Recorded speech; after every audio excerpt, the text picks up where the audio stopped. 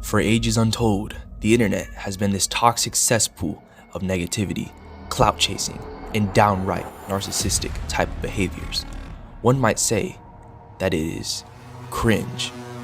When one journeys across this vast sea of information, they may see things they may not agree with, to the point that they may feel what we call nowadays offended. Though these heathens forget of an unprecedented power, a power so great that not even the gods themselves would dare to go toe-to-toe with. And this power they seek is called the block button, man. I don't understand how people can be so hurt when reading a post online.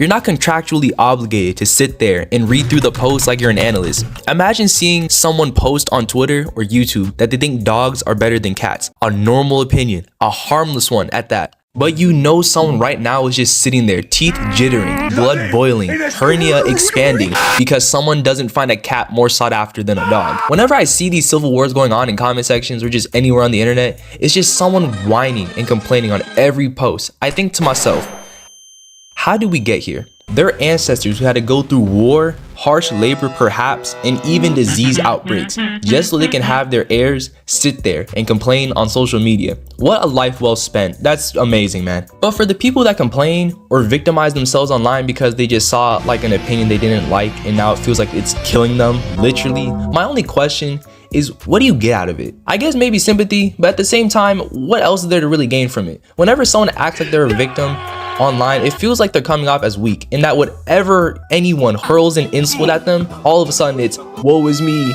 and you can't say that. I find that offensive. They be reminding me of that annoying chick from Pulp Fiction. Just woke up in a fuck. So what's the solution? I don't know.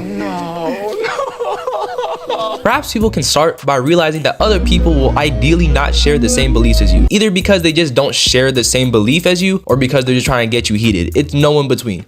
Another thing you can do, which is like this third eye opening, that your emotions are completely relegated by words you see on a computer screen or phone screen. Unless these words are literally materializing through your phone and physically stabbing you with physical counter arguments and disagreements, then you shouldn't be fed up at all. Y'all ever heard the phrase, sticks and stones may break my bones, but words can never hurt me?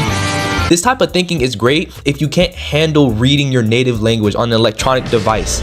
To just see the text and go, it is what it is, and just keep scrolling. Like how Dory says she keeps swimming, same exact stuff, man, same exact stuff. Just keep scrolling, man. Arguing over arbitrary things is just downright brain dead. This dude could be writing for the New York Times, make a book or screenplay, and get paid. But instead, he would rather argue with someone because one person said that they don't like a certain thing that they don't like.